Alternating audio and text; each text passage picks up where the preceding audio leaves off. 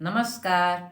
आज हम सभी लोग गर्भावस्था के दौरान जो जो समस्याएं आती हैं उनका समाधान और क्या क्या हमें सावधानियां बरतनी चाहिए उस बारे में चर्चा करेंगे। तो सबसे पहले जब भी पता चले मासिक धर्म रुकता है, जब भी हमें पता चलता है या शंका होती है कि हमें गर्भाधान हो गया है, तो उसका सबसे पहला प्रावधान है कि हम चेकअप कराएं। तो यूरिन टेस्ट, कुछ लोग आजकल नई पीढ़ी हमारी घर में ही टेस्ट कर ले रही है यूरिन टेस्ट से, तो पॉजिटिव निकल आता है। अगर पॉजिटिव आपको पता चल जाता है तो अस्पताल तुरंत जाएं। रजिस्ट्रेशन बहुत ज़रूरी है और ज़्यादातर हम कहेंगे कि सरकारी अस्पताल में जाइए, वहाँ बहुत अच्छे डॉक्टर हैं, बहुत अच्छे नर्सेज हैं ट्रेन। तो आप, और नहीं आपको जहाँ सुविधा जा सकती हैं, लेकिन ये नहीं कि सरकारी हॉस्पिटल में सुविधाएं नहीं, बहुत अच्छी अच्छी सुविधाएं हैं और बहुत अच्छी देखभाल होती है। तो आप वहाँ जाएं, रजिस्ट्रेशन कराएं। रजिस्ट्रेशन के दौरान ही आपका बीपी चेक होता है, वेट लिया जाता है, हाइट ली जाती है। इसके बाद हम डॉक्टर के पास जाते हैं, तो डॉक्टर आपको ब्लड टेस्ट लिखती हैं, जो जो भी यानी टेस्ट कराना है तो लिख देती हैं। तो उस समय हमको जो हमारा ब्लड प्रेशर लिया जाता है, तो उससे ये होता है कि जैसे किसी किसी को बीपी हाई होती है, तो उससे अवस्था के दौरान झटके आने लगते हैं, उसको हम लोग एक्लेम्सिया या प्री एक्लेम्सिया कहते हैं। तो आदमी जब बीपी चेक होगी तो पता चलेगा कि हमारी नॉर्मल या नहीं, नॉर्मल नहीं होगी तो उसका उपाय करेगा डॉक्टर, देखेंगी तो करेंगी। और वेट लिया जाता है, इसलिए हर बार विजिट के दौरान वेट कि हमारा 10 से 11 किलो पूरे गर्भावस्था के दौरान बढ़ना चाहिए 9 महीने में। तो समझ जाइए कि बच्चा ग्रो कर रहा। अगर वेट बहुत अच्छे तरह नहीं बढ़ रहा तो बच्चा ग्रो नहीं कर रहा, तो इसका भी हमें पता चल जाएगा, उस हिसाब से हम डाइट लेंगे। तो इसलिए हमें डॉक्टर के पास जाना है, रजिस्ट्रेशन कराना है, ये ज़रूरी है। तो जब भी आपको पता चले अस्पताल जाएं, रजिस्ट्रेशन कराएं। फिर डॉक्टर आपको ब्लड टेस्ट लिखेंगे, उसमें पता चलेगा कि आपका हीमोग्लोबिन कितना है, प्रोटीन लेवल कितना है, कहीं एल्ब्यूमिन तो नहीं जा रहा है यूरिन टेस्ट में, यूरिन टेस्ट भी होता है। तो यानी ये सब चीज़ें आपको पता चल जाती हैं।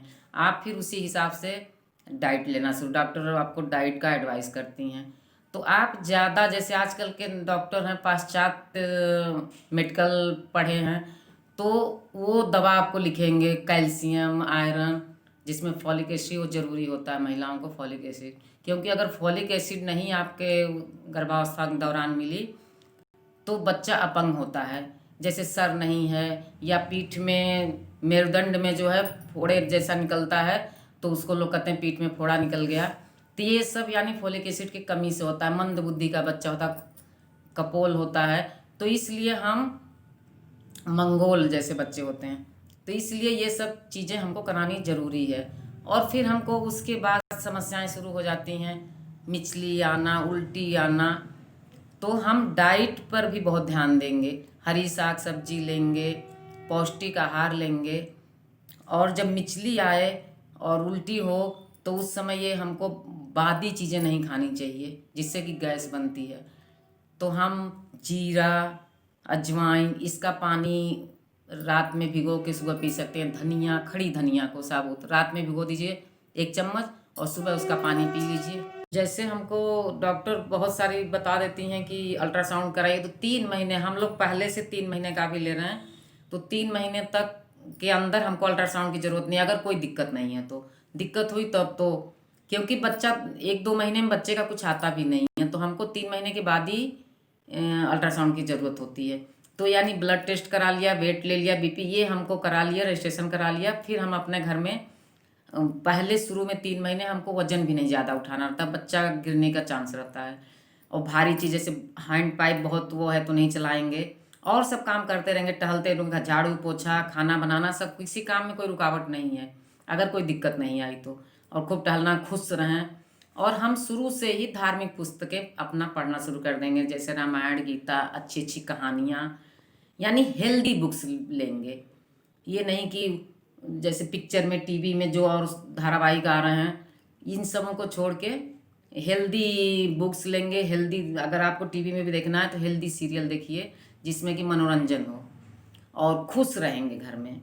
मनोरंजन की चीज़ें देखेंगे, मनोरंजन घर में अपने में, जैसे जितना परिवार है सबसे हंसेंगे, बोलेंगे, खुश रहेंगे। और परिवार की भी जिम्मेदारी होती है कि उसको गर्भावस्था के दौरान खुश रखें और जो इच्छा छाए हों उसको खिलाने की कोशिश करें। पहले गांव में होता था कि अगर कोई महिला गर्भवती है तो उसका जो इच्छा हुई गांव के लोग लेके दौड़ते थे कि ये महिला गर्भवती है, इसको खिलाना है, तो वो एक पुण्य समझते थे, पुण्य मिलता है। तो इसका मतलब ये हुआ कि वो लोग पुण्य समझते थे, लेकिन ये कि तब इतनी चीज़ें होती नहीं थी, तो पूरे गांव के लोग उस पर ध्यान देते थे कि उसको पूरा पोषक तत्व मिले। तो हम जैसे जितने फल हमको उपलब्ध हो सकें, ये नहीं कि हमारे पास पैसा नहीं है तो हम कुछ भी ला के दे दें, जो उसमें सीजन के हिसाब से उपलब्ध हो वो फल हम खिलाएं। हरी साग सब्जी जो उस सीजन के हिसाब से उपलब्ध हो उसको खिलाएं। रोटी चावल दाल हर चीज़ हम खा सकते हैं, बस बादी चीज़ें हम ना खाएं कि गैस बने हमको। और गैस बने तो धनिया भिगो के, वही बता रहे हैं, 1 चम्मच रात में धनिया भिगो लीजिए और उसका पानी सुबह पी लीजिए। जीरा भिगो के भी पी सकती हैं, दोनों मिक्स करके भी भिगो के पी सकती हैं सुबह।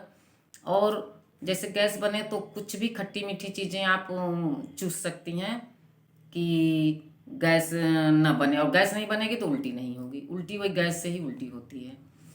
तो ये सब चीज़ें हम ध्यान देंगे तो हमारा जो गर्भस्थ शिशु है वो खुशहाल रहेगा। और जब माँ खुश रहती है तो बच्चा भी अंदर अंदर खुश रहता है, वो भी मुस्कुराता है। आप मुस्कुराएंगी तो बच्चा भी मुस्कुराएगा। तो हम लोग 3 महीने इतना ध्यान देंगे कि वजन ना उठाएं, भारी काम ना करें और खूब अच्छी डाइट लें, खुश रहें, काम सब करें। काम करने के लिए कोई मनाही नहीं है, बस ज़्यादा वजन ना उठाएं। तो इतना हम 3 महीने अपना ध्यान रखें। इसके बाद हम लोग चौथे महीने से फिर दूसरा स्टेप शुरू करेंगे। और खूब खुश रहिए, स्वस्थ रहिए।